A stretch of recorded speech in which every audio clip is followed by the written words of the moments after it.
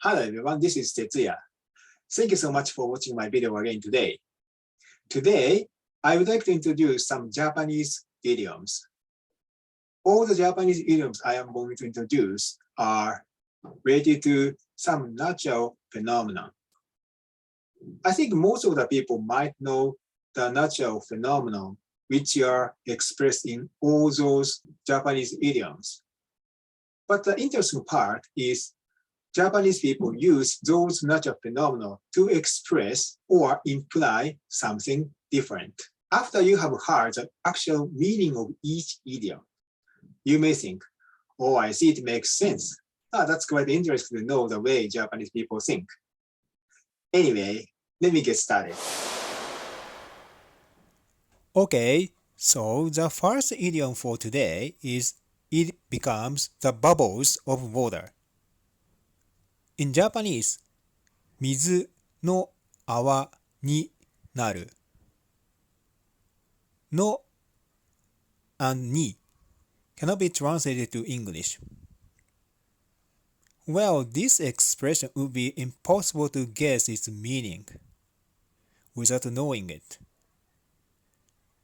First, what would happen with the bubbles of water once they are made? Or it would be better to say what would happen with the bubbles in the water once they are made. Normally, they go up to the surface of the water and disappear. So this expression means something is spoiled after a lot of efforts to make or achieve it. However many bubbles you make, they will just disappear. Okay, so this is an example sentence. Someone saved money and bought a house, but the house was burnt up a few days after the person had purchased. Then, this person's effort became the bubbles of water. 水の泡になった。水の泡になった。なった is a past tense of なる。Now let's move on to the next idiom. The next idiom is pour oil to the fire. In Japanese, 火に油を注ぐ。火に油を注ぐ。or cannot be translated to English. Well, everyone will be able to imagine what would happen when oil is poured onto fire. Yes, the fire blazes up. And if I add one more piece of information, a lot of people may be able to correctly guess what this idiom means. This expression is related to human emotion. In English and maybe in many more languages, anger would be expressed by fire. And the fire used in this idiom is symbolizing the human anger. Therefore, if someone pours oil to the fire, it means someone did something to make an angry person even more mad. For example, Ken is angry with his boss because his boss always points out small mistakes Ken makes. In here, one of Ken's colleagues, Bob, came up and told Ken that Ken should be more careful to prevent mistakes.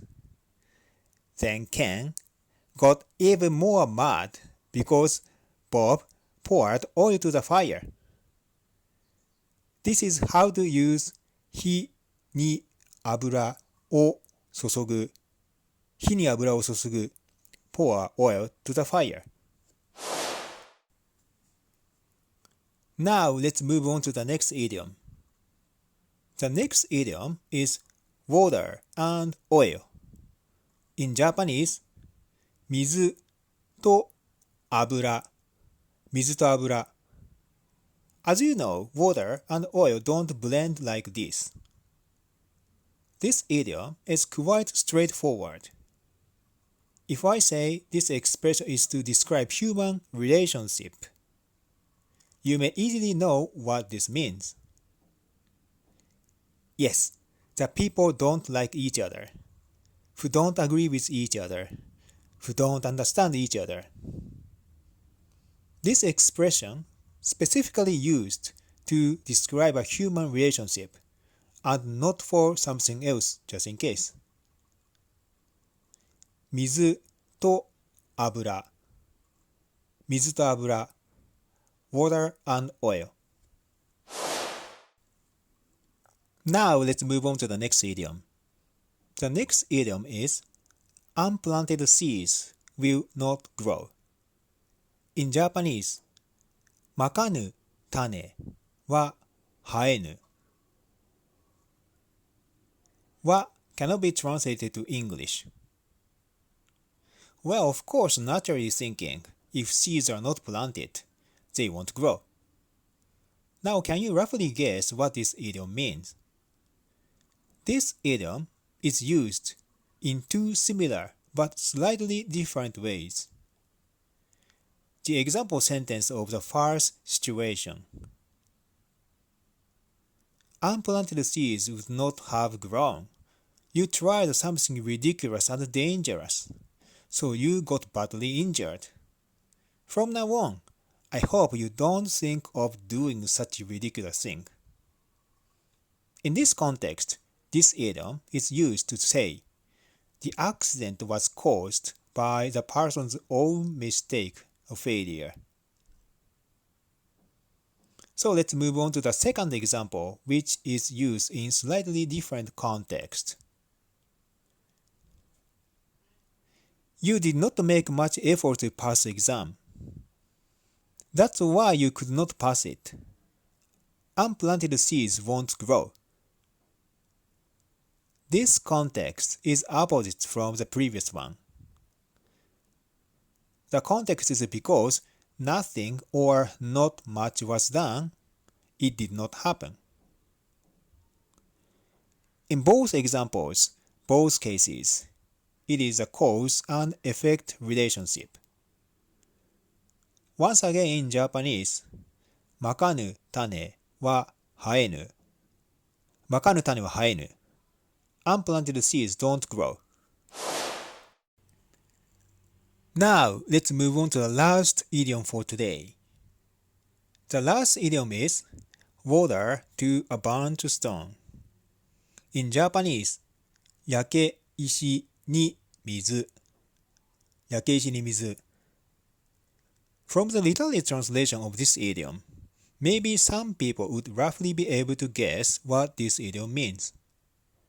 Even if you pour water, especially small amount of water to a burnt stone, the water will just evaporate and cannot cool down the stone enough. So, this idiom means there is no point doing something, or it is useless to do something. If I compose sentences by using this idiom, I can make something like this. 1. If you merely begin to make efforts from now, it's water on a burnt stone. 2. Whatever you try to do to solve this very big problem, it is water to a burnt stone. I think this expression is easy to understand from the real fact of a burnt stone and water. Though you might not burn stones usually in daily life. But maybe at camping, some stones could be involved in a camping fire, or at a fireplace, you'd have seen burnt stones. Anyway, once again, 焼け石に水。焼け石に水。Water to a burnt stone. That's all for today's idiom. Were there any similar or completely the same idioms in your language, which also has the same meaning? Or what sort of idioms related to natural phenomenon does your language have? Thank you so much for watching my video up until here today. See you in the next video. Bye bye.